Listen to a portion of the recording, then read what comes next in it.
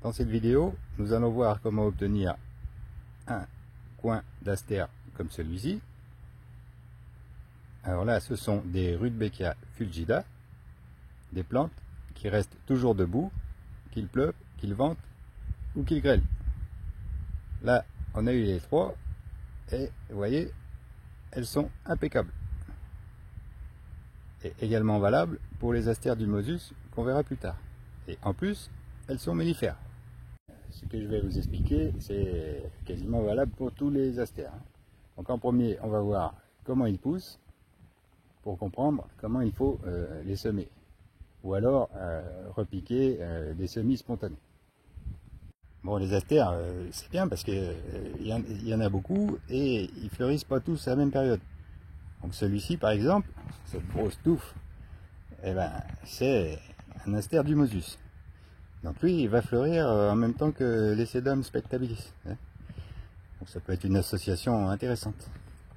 Donc ça fait des petites fleurs, voilà, des petites fleurs violettes comme ça, vous voyez, à cœur jaune. Et tout ça là, chaque petit brin va donner une fleur. Donc ça va être couvert. Il va y avoir des milliers de fleurs, des centaines. Voilà à quoi ressemblent les semis spontanés de Rudbeckia fulgida. Donc les astères, ils poussent sur une tige qui fait une grappe de fleurs. Donc une seule tige va donner une petite grappe de fleurs. Donc, si vous repiquez un seul semis, vous aurez une seule grappe de fleurs. Donc là, c'est pas le but. Voilà à quoi ressemble un semis d'astère du Mosus. Donc vous voyez, c'est exactement le même principe que les Rudbeckia. Il y a une tige et un groupe de fleurs au bout de la tige. Donc il faudra les semer de la même manière. Pour repiquer les semis spontanés, bon, déjà vous les arrachez quand il n'y a pas de soleil, pour éviter les chocs. Vous faites ça ou très tôt le matin ou le soir. Et vous utilisez un mélange terre-terreau, moitié-moitié, déjà humidifié un petit peu. L'important c'est d'avoir des terrines à peu près 25 cm de diamètre, plus larges que hautes. Parce que ça sert à rien que la plante elle fasse des racines dans un pot de 30 cm de haut. Il vaut mieux qu'elle fasse ses racines dans votre jardin. Vous remplissez même pas jusqu'en haut, quoi. Voilà, vous mettez à peu près 10 cm de terre et de terreau. Et c'est mieux de repiquer en pot parce que ça va vous permettre de les engraisser avec votre engrais organique préféré et de les arroser à souhait. Et vous mettez ça à l'ombre le temps qu'ils fassent de bonnes racines. Vous repiquez vos semis spontanés espacés à peu près comme vous voyez. Et vous faites autant de terrines que vous voulez, tout dépend de la taille du parterre que vous voulez obtenir.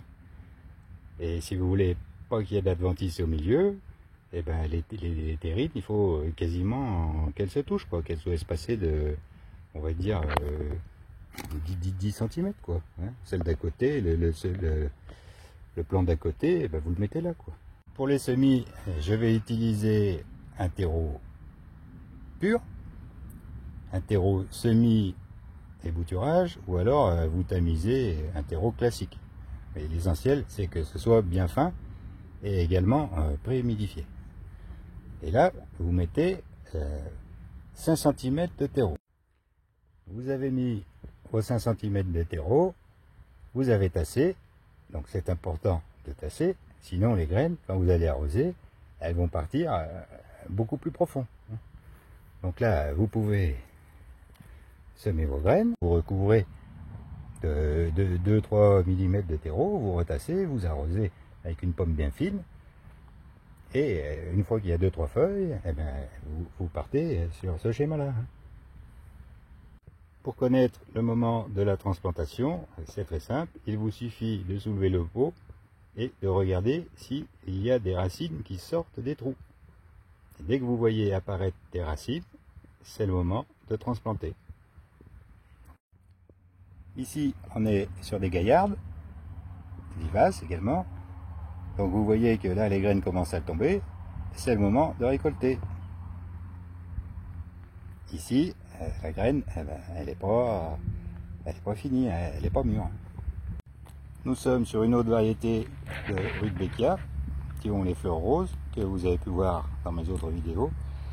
Donc à gauche, vous avez une fleur qui est prête à être récoltée, les graines sont mûres, et à droite, vous voyez bien que c'est pas fini, hein, c'est pas mûr. J'espère que cette vidéo a plu aux débutants jardiniers, et il ne vous reste plus qu'à vous mettre au travail.